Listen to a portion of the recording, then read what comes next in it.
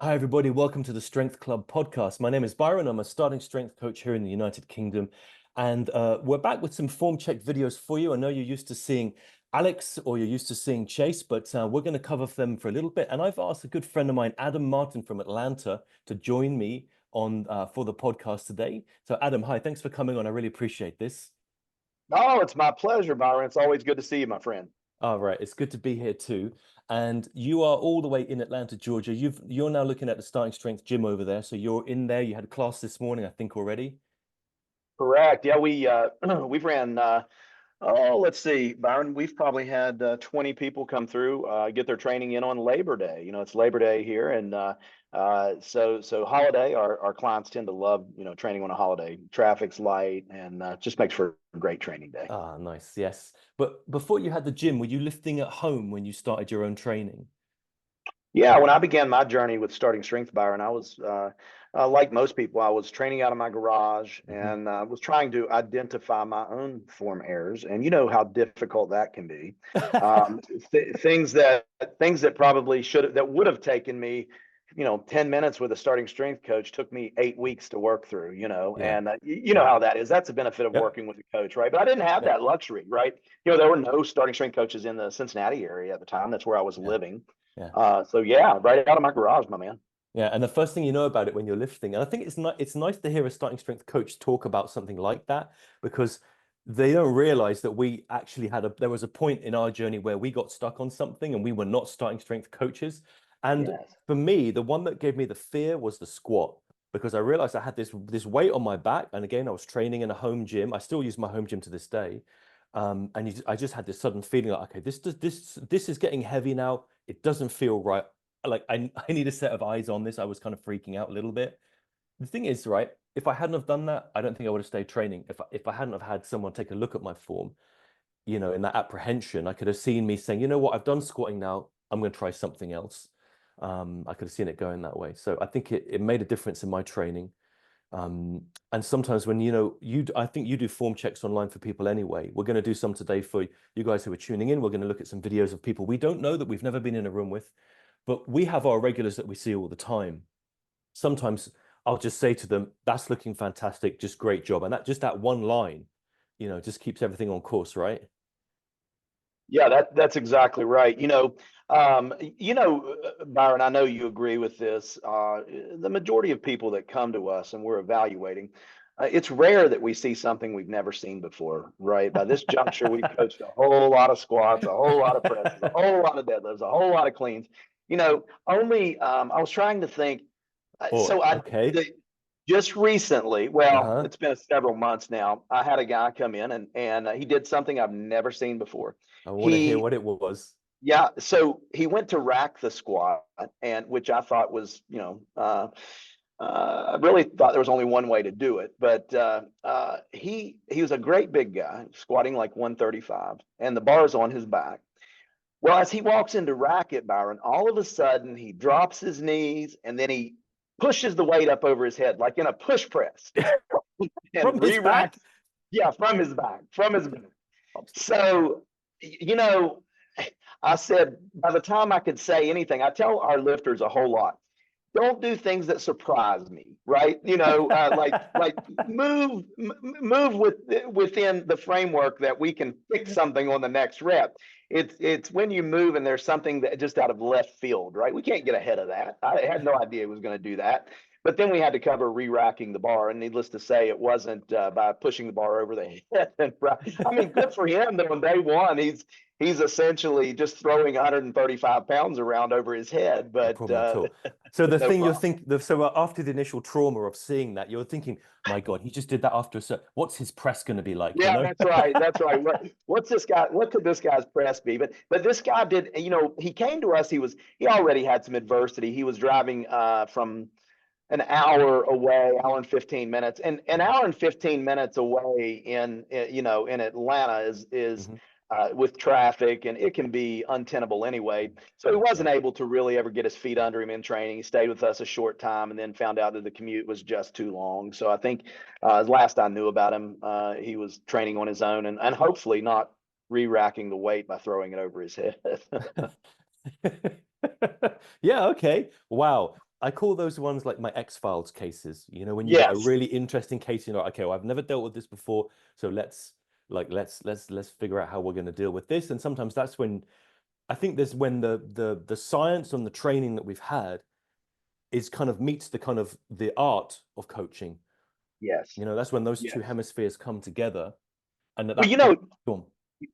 Byron, something I often say that the more difficulty you have getting to our front door, the more desire I have to work with you. Mm, Whether you're on a walker, whether you're in a wheelchair, whether, whatever your current position in life is, the more difficulty you have getting to my front door, the more I want to introduce you to starting strength. mm, And, it's a lot of fun. I have some kids I work with that are 17, 18 years old, competitive baseball, water polo, what have you. They're a lot of fun to work with, but in a different way. I much prefer to work with the folks that that are starting from a deficit. Maybe they haven't strength trained. They're 55 years old and they mhm. introduced to us quite weak. It is just it is so gratifying to help these folks turn their life around and introduce strength and the difference that it makes in your daily life. I don't have to tell you that. I know you completely understand what I'm talking about. Yeah, yeah. The level of transformation is quite remarkable. And they'll tell you as well, like I've had so many cases where people have said, you know, like 6 months ago, I was doing this thing in the garden, I was lifting this thing that's really, really heavy. 6 months have gone by, and now I just went to do it with like one of my kids or something, boom, just picked it up, like no problem. So it's when they go back to tasks or things that would have been a problem a few months ago, and suddenly these things are just easy. And that's when you just see how much you kind of made that impact. Man, it's so addictive when you're the coach and you start doing that, then you're looking for everyone, for everyone who needs a hand. So yeah, I love it. I love it. The starting strength coaches that I know, they choose to coach because they want to make a difference, right? Yeah. We're all looking for a place where we can impact society positively. Mm, And if you're a urologist, we have a guy that trains here, Dr. Ron, just a fabulous urologist. He and I were talking the other morning, and he said, what motivated me to get into urology is I wanted to help educate men. I wanted to I really wanted to be helpful. mm, And I think that's the case with starting strength coaches as well, Byron. We have something that we're good at, and we've trained a long time to get this credential, mm, and we want to impact people with it. And you don't have to look long to pull up a YouTube video, mm, Google starting strength or starting strength gyms, and you'll start to see all kind of member testimonials out there. mhm. uh, Starting Strength is doing good work across the country, and it is just such a privilege to Yeah. be connected to this group. Yeah, for sure. I mean, look, you can, that's a really good thing to do actually. If someone's looking for a coach, you go on the directory and you can start to see like the testimonials and the feedback of different people that came in with different presenting problems, and they're very varied. Sometimes the problem was just where the person is geographically, sometimes it was a pain related condition. It's really vast.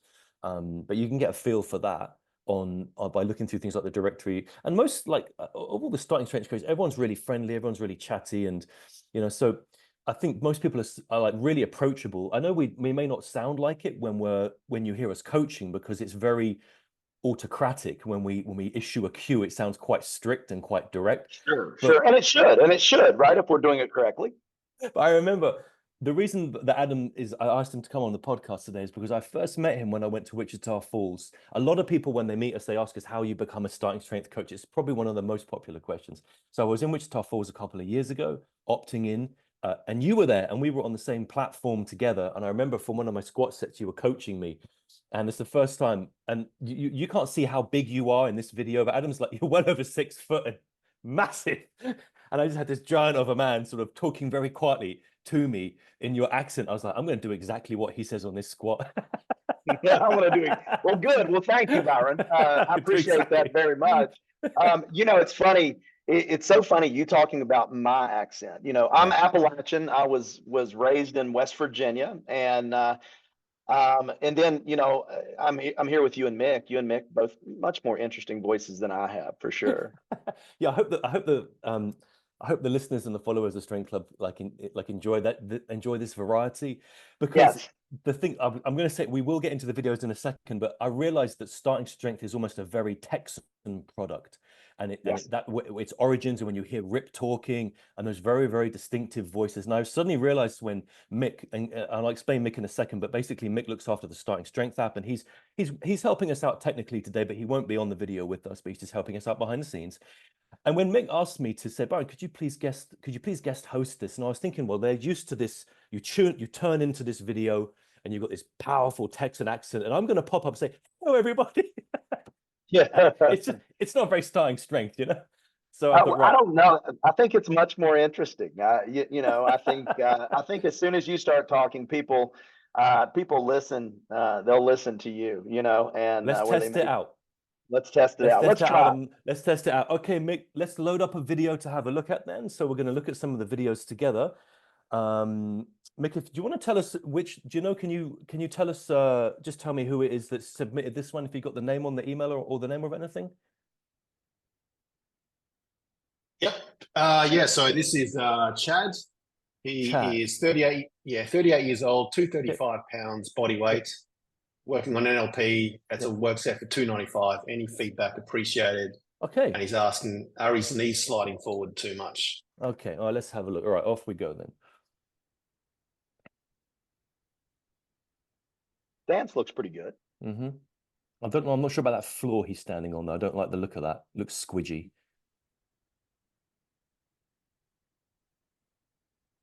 He's actually doing a pretty good job of getting his knees in position. Yeah. Byron, I want you to watch this little motion he does. That hips. It's You see that? I don't like it. That's right. That's right. We got to get rid of that. We got to get rid of it. Yeah, he's cocking his hips back. I wonder if he does that in his press as well. Sometimes they do the pre-cocking of the hips back. So can you hit pause for a second, Mick?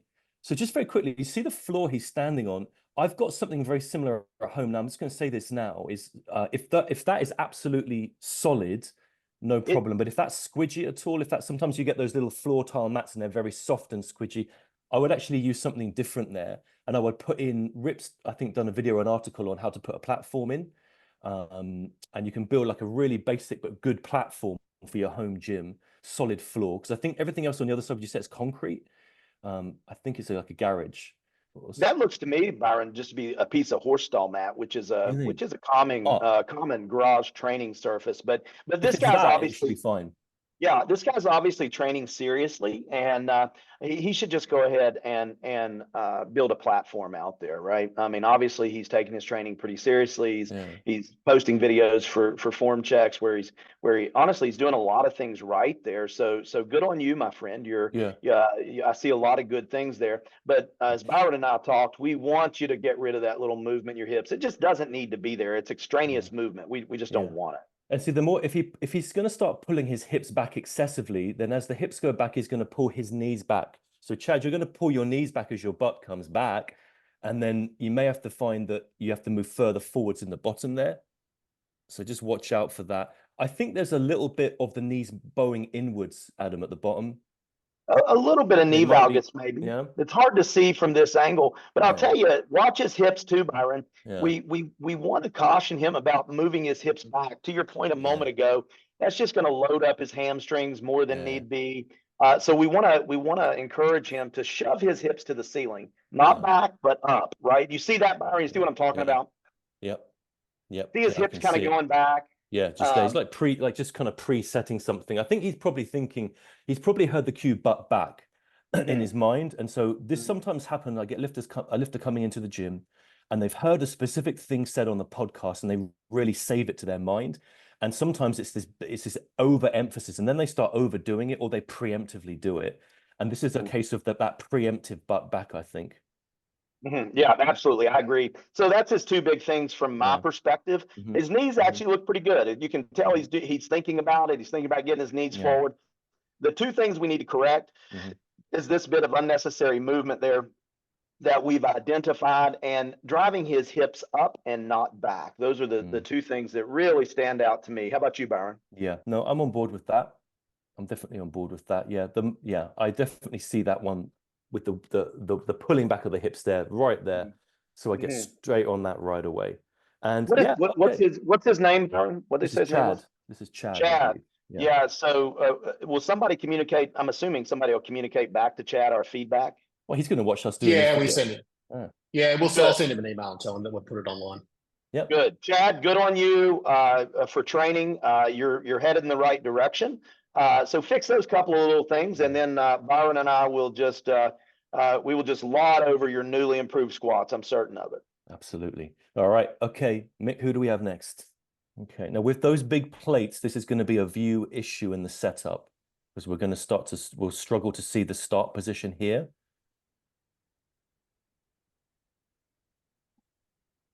All right. So in the setup, I'm not too keen on the lunging out of things from the rack personally, Adam. How do you feel about that? I like a nice stance, feet together.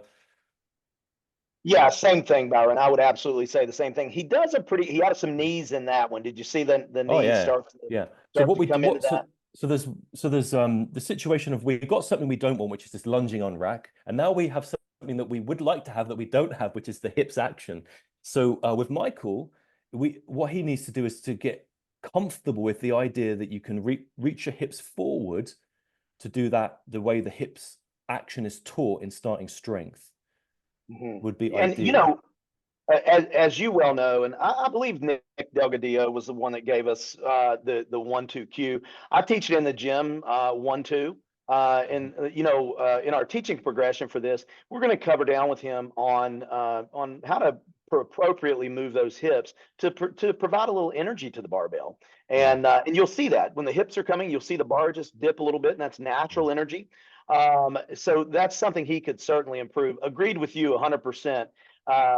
Michael, we want you to get both feet under the bar and then extend the knees to unrack the bar versus putting one foot up there. As I know you're going to keep training for a long time, Michael, and these are going to become heavy enough that you want to be in position, in balance, with structure underneath you to unrack the bar. Yeah, and the other thing you want to do, Michael, is at the minute you're pressing a little bit, you're not quite finishing the lockout. So sometimes the bar, it looks like in your wrist is a little bit further forwards of your shoulders. We see you drift forwards in your shoes quite a bit.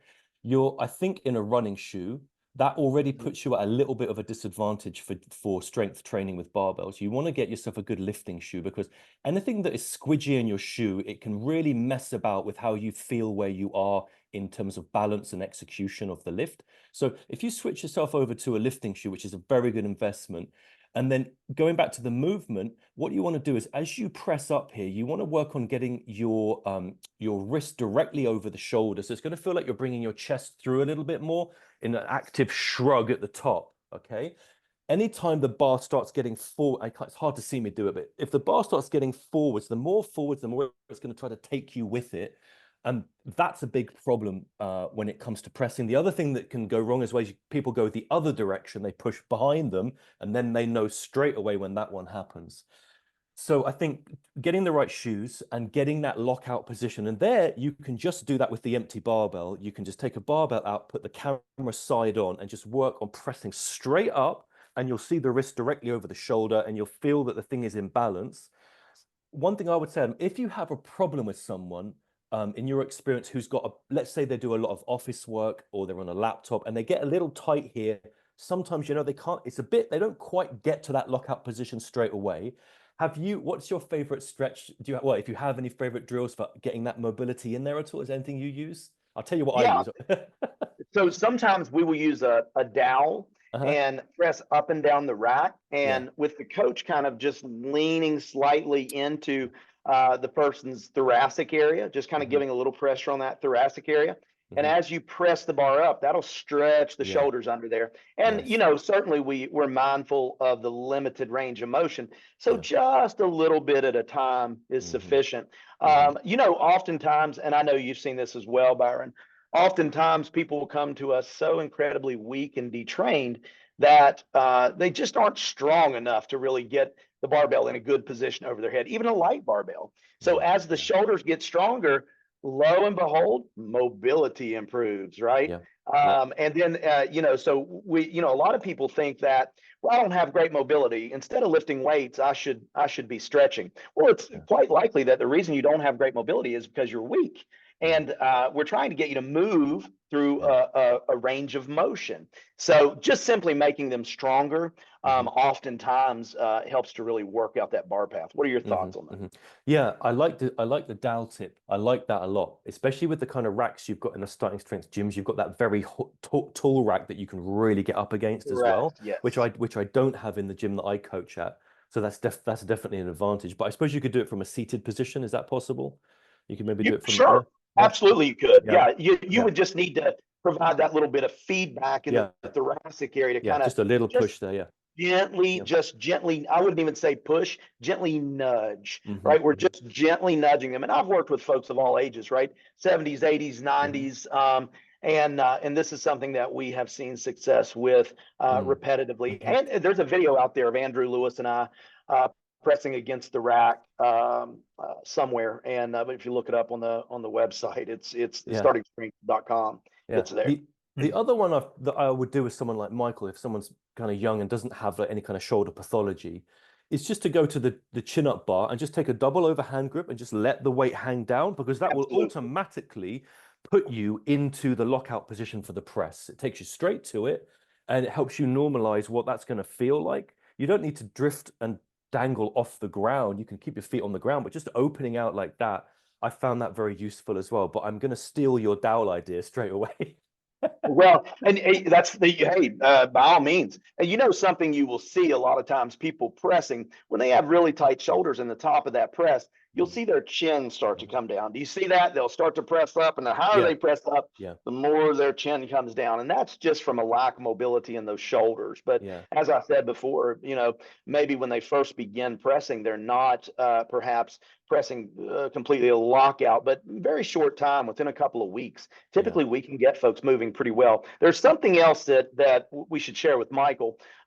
Michael, whenever you're pressing, my friend, we want you thinking about pressing directly over the middle of the ear. And if you'll look and have someone stand up, you will find that the ear lines up with the midfoot, right? But the ear is a better landmark than the midfoot because it's closer, right? It gives us kind of a target. So I'll often cue my clients to members here at Starting Strength Atlanta.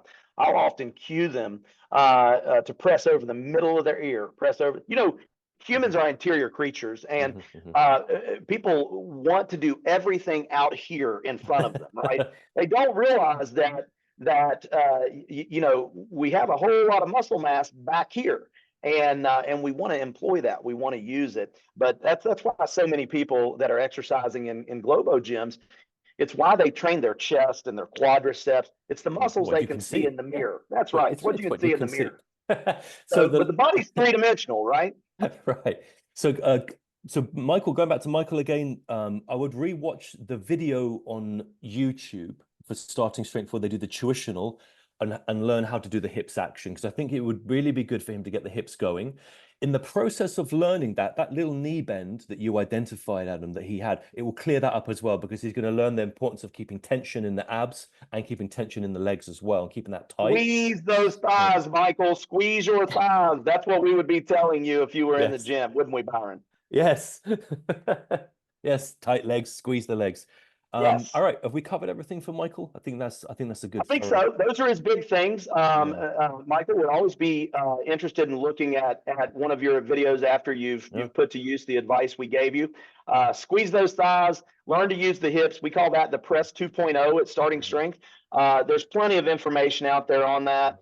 Look it up and put that to use. You'll be glad you did. All right. Okay, Mick. Let's have a look at the next video then. All right, we have Justin. He says, final set of a PR. I noticed the final 3 reps, my shins seemed to get ahead of my upper body and load my hammies. I know I felt one of the reps get heavy in the heel, so I tried to adjust mid-set. What cues could I use to avoid this? Oh, let's see what we got.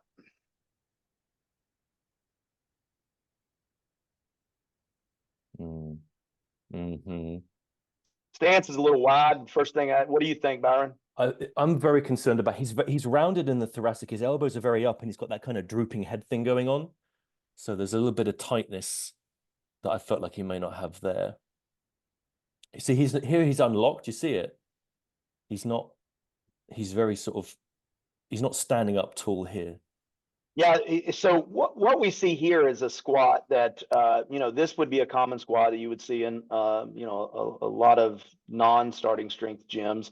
It just never really seems to take shape, does it, Byron? Yeah, It never yeah. seems to get crisp. You can Yeah. see all sorts of, the way I like to identify a squat like this is to think about a piece of string, and you've got this piece of string, and the string is loose, right? What we're always trying to do is pull it nice and tight, remove the slack from all that. He has a lot of slack in his movement here. Yeah. First thing I would do for him, right out of the gate, you can see he's on his toes. I would narrow that stance up and try to get him to lock those knees at the top. He has soft knees. There are a lot of issues here with this squat. He's got some work to do. Good on you for training, my friend, but you've got some work to do for sure. Yeah. So Justin, so straight away, hit pause here, mate. So if you can freeze it just there for me. So Justin, you're coming out very like kind of preemptively leant over. Your elbows are quite cranked up, and your head is down as well. Okay. Yeah, and now, he's looking at his feet, it appears here. He never really gets into a real stable position before the squat, Byron. Yeah. So I think the first thing I would do with him is I'd almost break this down into two sections. I'd literally have him practice just unracking the bar, coming to the start position, and then just racking it and just getting a really solid unrack go. Because one thing I've noticed with the squat is because this thing is on top of us, it can start to control you. And as things get heavier, you need to dominate the barbell. You need to be in control. And That's the right. squat is not nice when it feels like you are getting kind of crushed and pushed down by it out of the position you want to be in before you've even done the first rep. Most people think that the squat starts when they're doing the first rep. But to me, the squat starts when we are getting under the bar in the rack. Now we're starting the squat. If you grab it and you take it seriously there, chances are you're going to come out tight and ready to do a good rep in the first rep, and you will acquire dominance over the barbell, and you will not be dominated by it, which is very important in the squat. So to your point, Byron, excellent point. And we tell folks in the gym, if I'm going to do a heavy squat, I'm going to unrack that thing like it's a heavy squat, right? Yeah. So taking a hard Valsalva on the unrack, right? Yes. That sets the tone for the set. You're not picking the bar up, right? You're taking the bar out of the rack. They're two different things. So we would love to see him take a hard Valsalva. And for those people that may not be familiar, a Valsalva is just air held against closed glottis in the back of our throat. And it's a way to brace. So in short, what I'm saying is I would like to see this gentleman really, as you said, setting the tone for the squat at the very first unrack position. Yeah, I want him chest up. Here's what I want. I want him to take the bar out, chest up, get in tight with the arms, none of this flipping up, pin your elbows to your sides, stand the bar up after taking your Valsalva, walk it out, keeping the chest up and everything in tight. Now, carefully set your eye gaze down to position, okay? But you're only moving the eye gaze here, the head position. You're not losing the upper back with the rounding. So now we've got him set in a tight position. And if we work down the chain, hopefully this is going to help encourage him to keep his legs locked and just kind of stand up tall before he goes down. Because like I say, there was some reps in here. Mick, you can press play on the tape now, where he's standing up in between and he's almost not really standing up. Everything's kind of unlocked a little bit. Right. So I would start with the tightness at the beginning. And then at the bottom, Adam, did you say about a stance adjustment for him already? Yeah, for sure. If you'll watch, he's got some knee valgus there. Yeah. I think it's too wide, huh? And he's getting I do pulled. too. Yeah. Absolutely. I think he needs to narrow that stance up, maybe as much as about an inch on each side. And then I think that's going to bring him really closer to the foot position that we like. And that will probably by default deal with that issue largely of the knees bowing inwards, that kind of knee cave. Because if the stance is too wide in the squat, then you're going to find the knees that get pulled inwards because the stretch on the adductors gets too much, and the forces as you're trying to get back up there will kind of whip them in. But once we put put the heels right, you know, it makes much easier to control the knees.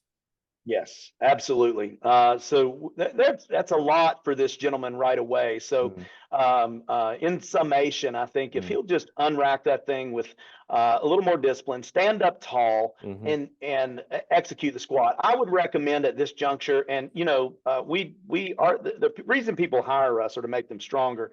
So you know, we don't often tell people, well, at least not all the time, are we telling people you need to take weight off the bar. But in his case, I think 25 pounds weight off the bar would really permit him to think about the things that we're telling him and just work his way right back up. No big deal. The thing is, it won't take that long to get that. Once you've got the form in there and you feel good about the squat, in my experience, that's like the work of maybe 2 weeks to get back to where you were. Maybe 2 weeks.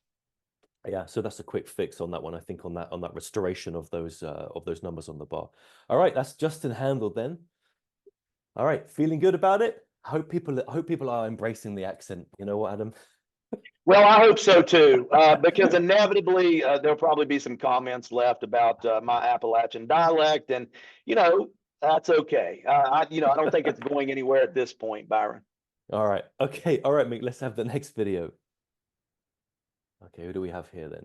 Now, see, here's an example. Right here, this looks pretty good. Look at the difference in his elbows and what we identified in the last video. You can clearly see a big difference here. Yeah, the angle was much better on that. Now, see, I suspect we have the opposite problem here. Look at his stance, Byron. Tell me what you think about his stance. Do you think he's a little... Well, the first thing I noticed when I looked down was I think he's in a running shoe and he's bouncing around quite a bit. But do you think his stance is a little toes ahead and too close for his height? Yes, he needs to. He looks a little toes ahead for sure, huh? Look how cramped he looks in the bottom of that squat, Byron. He needs to bring those feet out just a little bit. I mean, he's got some good things going here. Is that a lifting shoe? You said you think that's a... I don't see the sole compressing. No, I think it's a running shoe. I think it's a running shoe. And he looks like he's on those squidgy mats as well. But again, this could be like they say the horse stall mat, the way they do it in the US. No. I'm familiar with this type of a mat. That type of a mat, you see those interlocking pieces in the front? That is typically, those mats, in my experience, are kind of a squishy surface, Byron. That's what I thought. That's what I thought, yeah. Yeah, you're 100% right with that. My man, get rid of that. Get rid of that. Go to Tractor Supply. If you're in the US, I don't know. Do you have an equivalent of a Tractor Supply over there, Byron? We don't have that, but probably what you would do is literally find a provider that deals with stables and they would know who is the supplier. They would be able to get that, because in the UK, like, riding is very popular, so they'd have no problem acquiring that once you found that position. That is very much needed. We can't say enough. If the interface to the floor with your feet isn't right and isn't ideal, how can we expect everything else upstream to be, right? So you have to get anything that squishes, you got to get rid of, my friend, whether that's Brooks running shoe or whether that be a mat underneath your feet that's squishing as you come down. You're losing energy into that squishy surface. You see his heels pop up there? Sorry, go back one video, mate. Thank you. What I'm seeing that, but also I'm seeing the barbell is moving a little bit on his back as well. Can you see there's a little bit of the bar movement? So he just wants to watch out for that, because that will make you feel like you want to kind of push the chest up to control it if it's getting away from you. So, and you can watch his feet here. Watch his feet. Yeah. That was you see the heels fly out? Yeah. See that should not happen, folks. No, we don't want that. Yeah, there's no time that we're looking for that to occur. So let's get rid of that. So what's this gentleman's name? Yeah, who is this one, Mick? This is Tom. Tom. Okay, Tom, you got to widen that stance a little bit, my friend. Maybe a little chalk on your upper back might be necessary. This goes a long way, doesn't it, Byron? Yeah, and I think just, again, getting control of your footwear and the ground underneath you will just give you a better lifting surface to work with. It makes a difference, and it will keep you in balance in the shoe as well. The whole foot will feel better doing that. Agreed, 100%. I think if you'll make those couple of adjustments, resubmit a form check video, and I think you're going to see a significant improvement. And Tom, my friend, you really are doing you're doing okay. There's some Yeah. good things here. I see you're shoving the knees out. You can It's see his getting brain nicely leaned holding them out. over. Yeah, lots of good things here, but he's got a little bit of work to do on some small things that are going to make one hell of a difference in his squat, Byron. Yeah, I agree. Let's go on to I think he submitted a second one, Mick, for his deadlift as well, I think.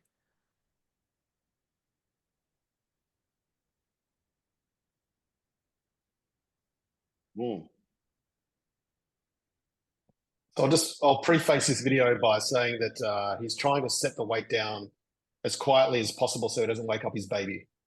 Okay. I'm on board with him being a family man, but I'd like to work on step 4 where he sets his back. And that start position needs to be refined. Because his hips, can you hit pause, Mick, when he's at the bottom here in the setup? We don't want a situation where the hips are higher than the shoulders in the deadlift.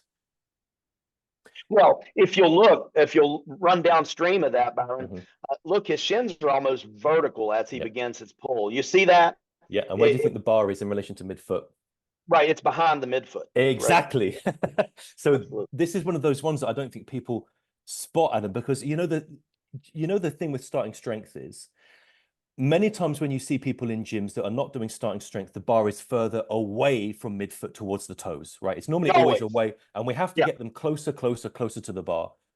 Every now and then, though, people don't realize there's a situation where you can also be too close to the bar, and the bar can be behind midfoot. That is a thing, and that's what we're seeing in this video. Because the bar is behind midfoot, Tom is going to have a nightmare getting himself set into position, getting the hips to the correct height. He's got nowhere to go because the bar is blocking him. So he's not going to get the hips to the correct height, which is going to make it a nightmare to get the back flat. Now, if you look at his lower back, see where that big crease in his shirt is? That's where it's hard for him to get that back flat. Go ahead and hit play, Mick. You'll see his struggles with that. See it just there where the rounding is, where the kind of the fold in the shirt is.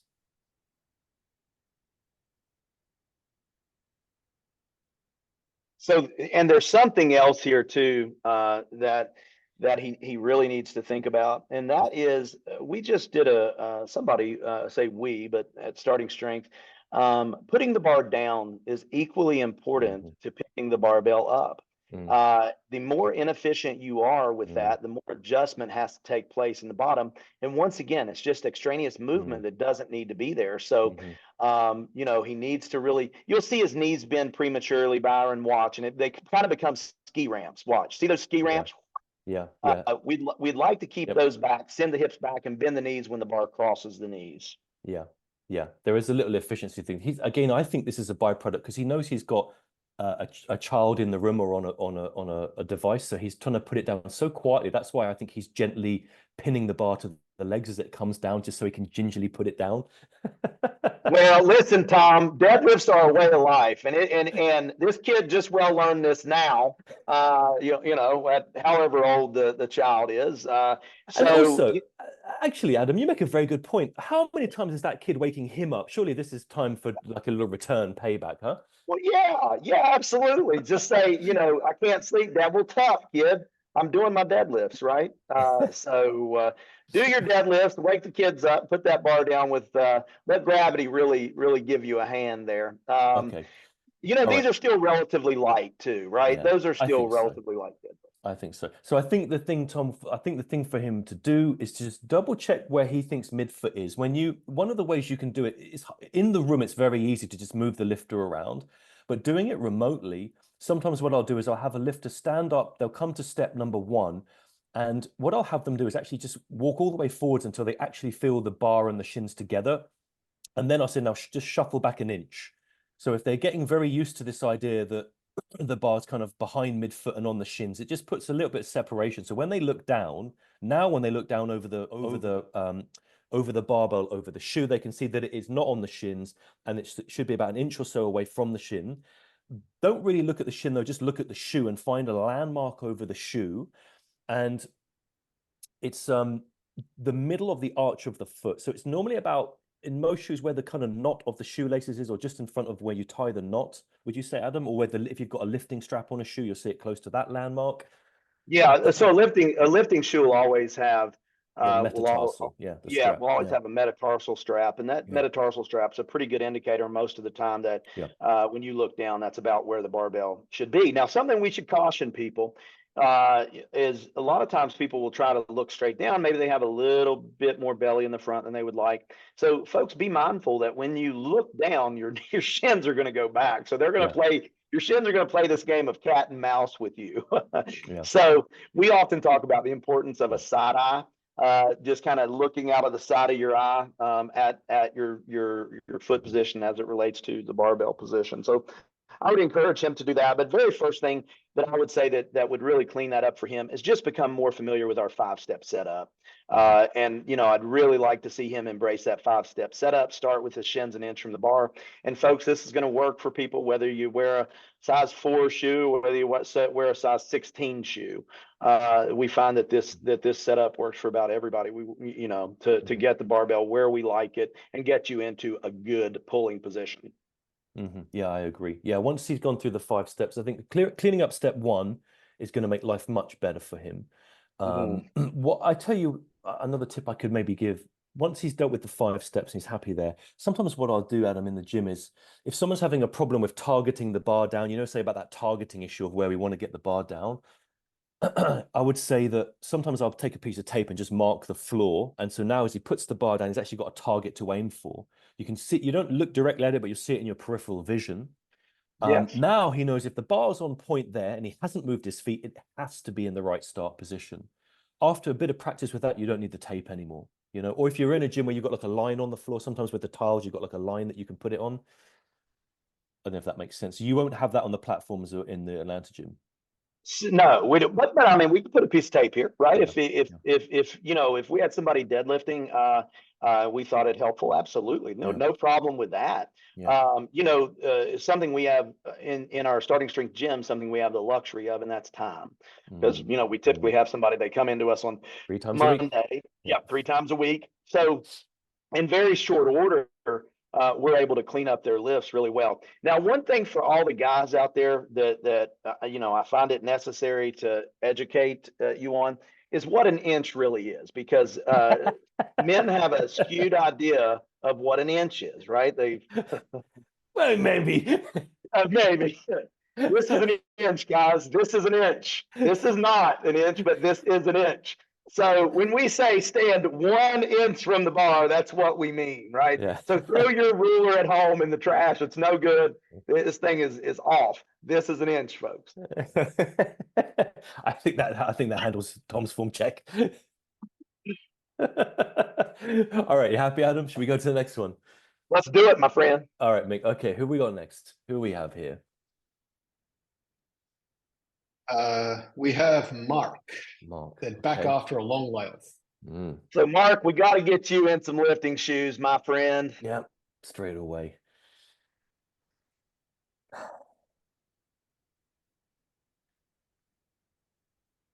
Good.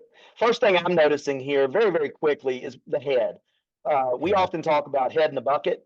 It's like he's got a bucket right between his legs and he's trying to stick his face in it. We would like to see him pick that chin up and get his head up a little bit. Yeah, I think he's missing some depth as well in the movement, Adam. Sometimes it looks like he cuts it a little soon. Yeah, for sure. He certainly is right on the cusp of depth. And folks, the reason that we often encourage you to squat to depth is, you know, in the bottom of the squat, without going into a lengthy explanation for this, the forces acting upon your knee from the hamstring and the quadricep are about even, right? So when you're squatting to depth, it's actually better for the knees and knee health. So please, please, please embrace squatting to depth. You know, it frustrates me so much, Byron. Actually, these are pretty good. Most of those I'm seeing, I'd say is okay there. Hip crease drops just below the top of the knee. That's not bad. Lifting shoes, overall, what's this guy's name? Was this Mark, was it? I think this is Mark. Yeah, so Mark. Yeah, it's Mark. Yeah. Mark's doing I mean, he's done a pretty good job at crafting a squat. He's got a couple of things here to clean up. One is not putting his head in the bucket. Right, watch him put his head in the bucket. You see what I'm talking about? Yeah, So little more head up, little more. You can get his chest up a little bit more. And he's looking right between his legs. You see that? You know, and what we would encourage him to do is find a place out in front of him, maybe about 6 feet, put his eyeballs there instead of down between his legs. And for God's sake, get a pair of lifting shoes. Yeah, because you can actually see the foot doing inversion and eversion. You can see it kind of like moving around on him, where that kind of ankle starts moving in like medially there. You see it, you can sort of see it rotating a little bit. And well, I think, you know, go ahead, Byron. I said, I think a lifting shoe, that's the sort of thing a lifting shoe can clean up right away, just sorts that out straight away. Well, you know, and not only that, Byron, but I'm of the opinion that, you know, I've spent enough time in a gym every year, thousands of hours in a gym. I know how things happen. I mean, I see them. I see how mishaps occur. And put a shoe on. Keep a shoe on. Anytime you are in a gym atmosphere where there are weights and you know, that's one of my biggest pet peeves. That's another subject, but it's setting the plates up along the against the rack and things. It's just something that can fall. So put some shoes on, my friend. Not only will you appreciate the benefit that it adds to your squat, but you're also going to you're going to ensure some safety as well in the event something falls on your foot. Yeah, but good to get. I'm glad he's back to lifting. Hopefully this is the end of any other long layoffs, and it's like it's a pretty good, decent home gym setup there as well. Looks like he's got some it's really not a bad situation for him. Like I said, if he gets a lifting shoe, I like what I see here. I would pick his eye gaze up, put it out 6 foot in front of him, and put him in some lifting shoes. And I really think that we're gonna have a nice squat start to shape up here. Yeah, I think so too. All right. Do you remember do you ever watch Grease, Byron? Sandy, you never. Yeah, that's a song. You never watched Grease with John Don't get Travolta? upset. I didn't see it. Don't get upset. I'm not big on musicals. I want you to. Well, Grease is like. I mean, you have to watch Grease. Promise me you'll do that. All right, I promise. Okay. Okay. All right, Sandy. Oh, I see a couple of issues here right out of the gate. Sandy, point your chest down. Right. We have some depth issues here, but the first thing we got to do with Sandy is get her chest down. Do you agree, Byron? Yeah, chest down, eyes down. I wonder if she's got a mirror in front of the rack because her eyes are very ahead as well. It looks like it. So this sometimes happens if you got a gym situation. It's more common in commercial gyms, and they've got a lot of mirrors everywhere. And if there's a mirror in front of you, it will tend to pull the eyes forwards into the mirror, and you won't want to get the head down, and then you won't want to lean over. They sort of go together. So she may have a mirror in front of the rack, or she may have just done a lot of squatting in a commercial gym, and now she's got a home gym that she's using. So the techniques come with her. Sometimes what I like to do, if I can't just tell them immediately to just, you know, lean over, eyes down, is I'll even put a brightly colored object on the ground as a target to look at. And it encourages the eyes to fix onto that target. It gives them something active to look at. So, Byron, my grandmother used to say, she was an Appalachian lady in West Virginia, Italian. She used to say, I'll bet you a dime to a donut. So I'll bet you a dime to a donut, Sandy. If you'll fix these couple of things and get your chest down, I think you probably have the potential. You look to me like you have the potential to be quite strong. The first thing I would do with her, certainly not at that weight, but during her warm-ups, I would take her and put her in the position I want her. Yeah. I would tactile cue her and show her what your chest down means. Oftentimes, Sandy, we will say, point your nipples at the floor. I find that to be a very good cue. It absolutely is accurate to what we want you to do. Put your eyes down, put your chest down, load your hips. That's what we're after, Sandy. Those are the best advice we can give to her, I think, right away, is just get her chest down. Then we'll talk about depth, but let's get her chest down first. Yeah, the depth is one that hopefully will come. I think She looks like an athletic person, so Yeah, probably she's going to be able to get depth. She just didn't know where the depth was. So absolutely. I don't think this is an older person who's struggling with hitting depth. So I don't necessarily, I wouldn't be going to a box squat. I think she can just get down to depth, quite frankly. Yeah, Byron, if she were with you in the gym in about 5 minutes, you would have her, or you or I, either one, would have her fixed I in think 5 minutes. Yeah. 5 minutes. And I think the first thing is, without even the barbell, just having her do that drill of taking the squat stance, squatting down, shoving the knees out, just go straight to the position there, and then immediately, so that's it, Sandy, right? That's the bottom of the position there. Now let's add the barbell, and then off you go down to that position. You see this position of overextension or back. Yes. See, that disappears too, right? Once you get her chest down, that's going to disappear. Right now, Sandy, you're squatting with a little bit of overextension in the lumbar spine. Your head, you're going to struggle with depth until we get your chest down. So get your chest down, Sandy, and you're going to shape up a really good squat here. I bet you, as my grandmother would say, a dime to a donut. Yeah, exactly. Yeah, and for future filming, what would be good, Sandy, is if with the camera angle, we're looking kind of slightly up at you at the moment, so you could always do another camera from the rear, kind of 45-degree angle is very useful at about hip height, gives a little bit more information. But this is useful, but that's a good angle as well for filming. But I'm excited. I'm excited about Sandy's training. I mean, I think she's got the makings of a great squat. Yeah, she looks like she could be very athletic. Yeah. Yeah, if she'll do those couple of things, man, she's going to find that. My prediction is she'd be a hell of a lifter. Yeah, I think so too. Yeah, I'd be very interested to see what her deadlift would come out as. I think she could have a very strong deadlift. My hunch is. Yeah, I think so. Yeah, good work, Sandy. Tidy up those things. And Sandy, I know you know what we're talking about. Byron will watch Grease so that he knows what we're talking about. Sandy, you can bet, knows who Sandy was in Grease. Sandy, can you please comment when this video comes out? I'm Sandy, and yes, I do, or no, I don't. But Byron, watch the video. She has watched the video, I can guarantee you, because the whole civilized world, except for you, Byron, has watched the video. But apparently you have abstained from the Grease video. I'm going to put it on my list of things to do.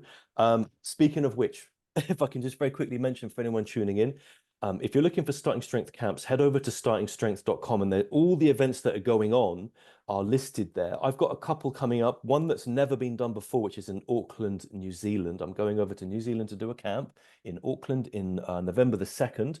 So good people of New Zealand, please come out to that. I'd really appreciate the support there. And a week or two before, October 19th, I'll be coaching in Australia, in Perth. Again, I've put a camp in there just to help out the many people of Australia that I know are into good, solid barbell training. Hopefully, with those two things, we'll be able to do more in the future. But it would be good to get some support, because this is, I think, the last time starting strength was in Australia was nearly almost a decade ago. So it's almost like we're starting over. Never been to Auckland. So for me personally, if anyone's tuning in, I'd really appreciate some support coming to any of those locations. If you are based there and you would be up to come to some barbell training, I'll be hosting those camps there. Adam, you've got gyms that you need people coming into. So I hope as you expand that, I'm sure they're going to get a good following coming in. Yeah. We're, as you can see behind me, we've opened our first gym in the Atlanta Metro. Atlanta Metro is a very big place. We realized that we're in the Johns Creek area here for this first gym.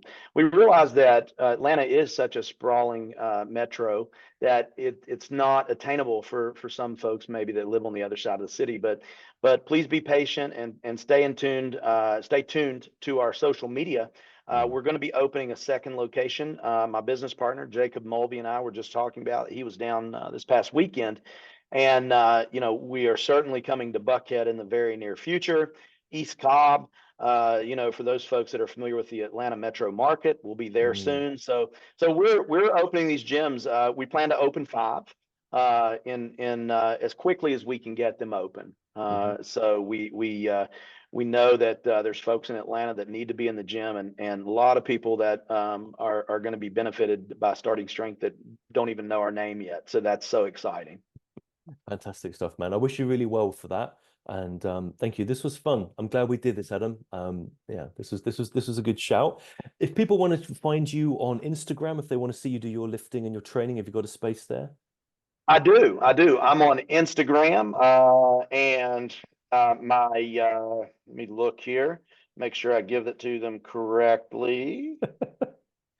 I think it's like Adam Martin SSC or Yeah, something. it Yeah, is. It's Adam_Martin_SSC. Adam_Martin_SSC. All right. And if you, So feel free to reach out. Do online coaching. I know you do online coaching yeah. as well, Byron. But we would, I think what we showed people today as we were looking their videos, if you and I have an online client, we're doing the same thing, right? We're drilling down on that. We're communicating back to them, and we're fixing those errors in short order. One thing that I was very surprised about has been the effectiveness of online training.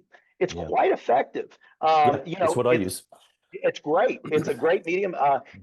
Technology, man, is making starting strength is reaching so many more people, and through technology, and I'm just absolutely thrilled about it. I couldn't be any happier. I think we're in the right place, doing the right work. Byron, you and I know each other well, and I know there's a lot of people benefiting, from your camps, and good work, my friend. I'm really excited to see you continuing all over the place. Where in the world is Byron? And that's kind of Where is he now?